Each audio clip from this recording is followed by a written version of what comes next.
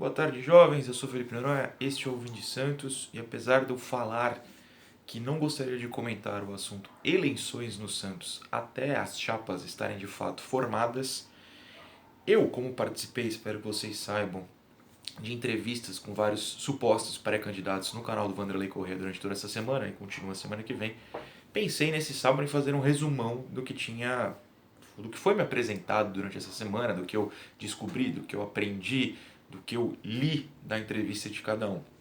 Mas não será possível, porque ao final da quarta das 5 entrevistas, 3 que já haviam participado se juntaram em uma suposta pacificação. Eu chego lá. Para quem quiser saber mais da minha visão sobre a eleição no Santos, tem aqui na descrição o vídeo em que eu explico por que eu prefiro não falar sobre até termos todas as chapas formadas. Isso inclui, claro, com as chapas formadas e registradas, trazê-los ao meu canal, não tenho problema com isso, mas isso é lá por outubro, novembro, quando de fato são registradas. Antes eu encaro como uma leitura de jogo dos caras, querem se colocar à frente da câmera para sentir a recepção dos sócios.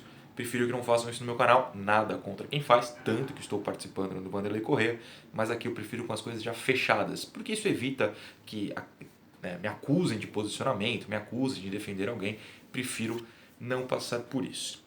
Pois bem, no canal do Vanderlei, eu entrevistei junto a ele e outros convidados. Na segunda-feira, o Esmeraldo Tarquínio, que segue como pré-candidato no próprio grupo.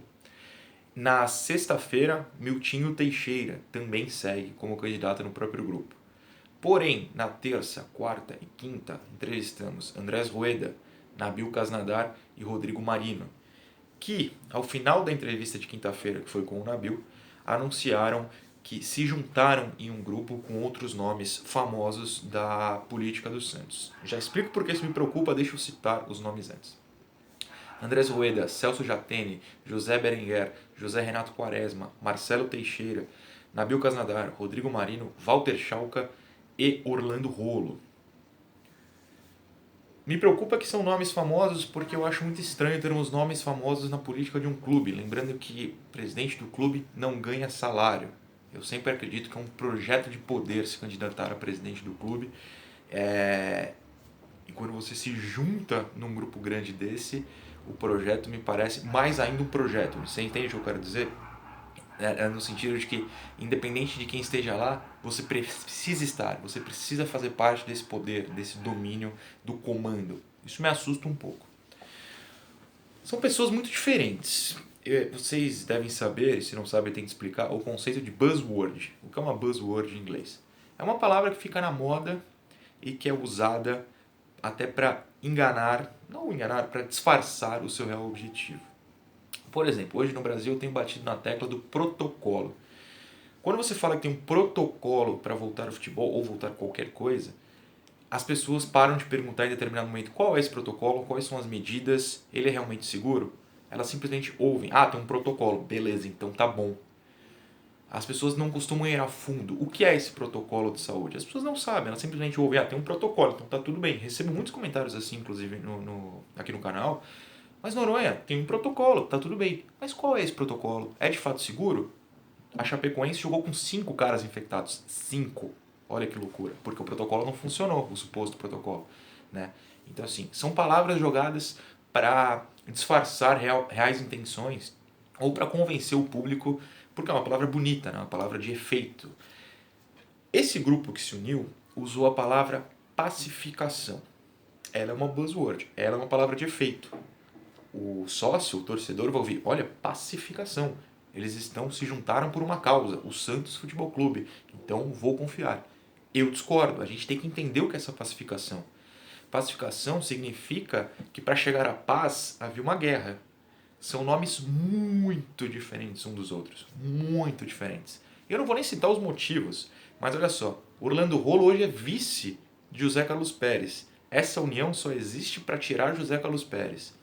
Marcelo Teixeira foi não só presidente, como indicou, por exemplo, o Modesto Roma, que foi presidente, é de um grupo completamente separado ao de Pérez, ao de Rolo, ao de Andrés Rueda, que foi candidato pela própria chapa na última eleição. E Nabil? Era um candidato do Laor em 2014 e depois, em 2017, foi também candidato por um grupo de dissidentes dessa situação do Laor. Só que aí, em 2017, ele foi acabou, né, sendo relacionado mais ao Odílio, já que o Laor tinha deixado a presidência para o Odílio ao final do próprio mandato. Laor, que Deus o tenha, claro. Marino, perdão, o Schalka, o Quaresma, Berenguer, outros caras estão sempre ali. Mas só esses que eu já citei exemplos, olha o quão diferente eles são. Ou seja, existe uma guerra de conceitos e a pacificação é só para tirar o Pérez. Se você se junta só para tirar o Pérez, significa que você está indo para uma outra guerra, que não é exatamente uma pacificação, você quer o combate com um nome específico. Se você ganha, você tira, você passa a ser o poder. Mas quem é o nome principal? É o que for tirado desses para presidente? E se o vice for muito diferente? E os outros que aceitaram não ser presidente e vice, mas compuseram a chapa, eles não vão querer parte do poder? Eles não vão palpitar? A gente tem como exemplo a gestão atual. José Carlos Pérez se uniu a outro pré-candidato, Orlando Rolo, então, na eleição de 2017, para conseguir mais votos. Eles venceram. Não deu 2 semanas de gestão, eles já se odiavam. O Rolo entrou com processo de impeachment, como tenta até hoje. Eles não se falam, eles não trabalham juntos, um acusa o outro de qualquer coisa na mídia. O Rolo vive dando entrevista em lives em canais santistas, batendo no Pérez. O Pérez bate no Rolo. Eu vou citar o nome como exemplo aqui dentro dos possíveis. Indicam que alguns desses nomes dessa pacificação não querem ser candidatos de fato a presidente. Vamos lá, no Globo Esporte tem Marcelo Teixeira, Berenguer, Nabil e Schalka descartaram. Então eu vou usar os outros nomes como exemplo. Digamos que o Rueda seja o candidato e o Marino seja o vice. Eu entrevistei ambos. As entrevistas foram dentro de respeito, todos me trataram bem, acredito que tenham tratado todos bem também. Não estou me posicionando contra tais nomes. Inclusive, em 2017 já assumi aqui, eu votei no Rueda. Acho que eu nunca tinha assumido, na verdade. Eu falei que eu não votei no Pérez, não votei no Modesto. Sobraram 2. Nabil e o Rueda, eu votei no Rueda, não tem problema assumir aqui. O Rueda e o Marino são completamente diferentes em diversas visões. Dentro da entrevista, está no canal do Vanderlei Corrêa, vocês podem conferir. Um vai querer uma coisa, o outro vai querer outra coisa, como é que chega nesse conceito? E o palpite dos outros? É muito complexo. Pacificação não é união. Nós vamos tirar esse cara do poder, estaremos no poder e a partir de lá discutiremos como lidar com isso. Muito perigoso. Muito perigoso. Ainda mais se as eleições forem em dezembro mesmo. Isso significa 3 meses para o final do Brasileiro, que só vai acabar na teoria em fevereiro de 2021. Eles assumem ali janeiro. 2 meses e meio, porque você passa... Eu não tenho certeza se você assume direto em dezembro, você assume em janeiro, mas enfim. Você tem 2 meses e meio, 3 meses para definir o futuro de um time, já planejando o outro futuro. O futuro a curto prazo, que é a disputa do Brasileiro, e o futuro a partir do seu mandato livre para planejar um time. Olha a confusão. É difícil até de explicar, né? Então eu vejo com olhos muito problemáticos tá a situação. A Gazeta publicou, o Lucas Musetti apurou aqui, as regras do pacto para a eleição. Possíveis candidatos questionam a aliança. Na matéria, eu já chego na questão do questionamento dos outros nomes que estão fora dessa. Vamos chegar às regras abaixo, regras de pacificação. 1. Administração colegiada e transparente. Buzzword. Transparente, todo mundo fala que vai ser. Às vezes não é. Ou às vezes o Pérez é transparente até demais nas suas palavras, por exemplo. Isso não significa muita coisa na minha visão. 2. Demissão do comitê de gestão só com a anuência da maioria dos membros. Jogo político. Para você demitir, hoje o presidente demite, né? Porque ele é o chefe do comitê de gestão. Se eu estiver enganado, me corrijam, mas eu acredito que seja isso, até onde eu sei é isso. Vai ter que ter votação dentro desse colegiado, mas há outros nomes dentro desse colegiado? Não sei. 3. Apresentação de organograma que sinalize o modelo e as prioridades da gestão. Isso aqui é tanta buzzword que eu não consigo nem explicar direito. Ok, um organograma que sinalize o modelo. Sinalizar é só uma dica. Talvez você pode fugir disso. Dentro de um grupo com tantas ideias diferentes é fácil até fugir desse modelo. 4. Qualquer contratação tem de ser baseada no perfil curricular. Eu perguntei especificamente, por exemplo, sobre técnicos para todos, ou para a maioria dos candidatos, mas ou aí outras pessoas nas lives perguntaram. Eles têm ideias diferentes. Alguns aceitariam o técnico brasileiro, outros não. Muitos citaram DNA Santista, mas aí foram questionados, mas o Pérez falou em DNA Santista, contratou Jair Ventura e Cuca, que não tem nada a ver. Mas o futebol brasileiro permite isso. Mas tem que ver a questão da base. Opiniões variadas dentro desse grupo, até para perfil curricular. 5. Diretor de futebol profissional comprometido com metas e orçamento pré-estabelecidos. Beleza. Só que, de novo, o diretor de futebol tem que ser aceito por todos. 6. Fluxo de caixa com prioridades estabelecidas por lei e pelo CG. Beleza, por lei. Estatuto, eu não sei como é que funcionaria essa comprovação. Me parece interessante. Tem que estar na lei e você não pode descumprir. Vamos ver. 7. Recadastramento e ampliação do quadro associativo e implantação do voto à distância. Todos prometem aumentar. A gente precisa lembrar, e eu pretendo trazer um resumo da então campanha do Pérez com o que ele de fato fez no futuro. E eu já vi que o Pérez prometeu 100 mil sócios, ou falou que o objetivo era conseguir 100 mil sócios. Hoje o Santos não passa de 24 mil. Está no site, está no sociorei.com.br, não estou inventando o número. Você entra em sociorei.com.br e tem lá o contador, 24 mil. Ou seja, deu errado. Voto à distância, claro, mas muita gente promete e ninguém cumpriu. Espero que cumpram. 8. Equacionamento da dívida. Bom, todos obviamente se mostraram preocupados com as dívidas, mas repito, por que você quer um poder dentro de um clube que deve sabe-se lá quantos milhões? Eu não quero isso, eu não quero ter que lidar com essa dívida.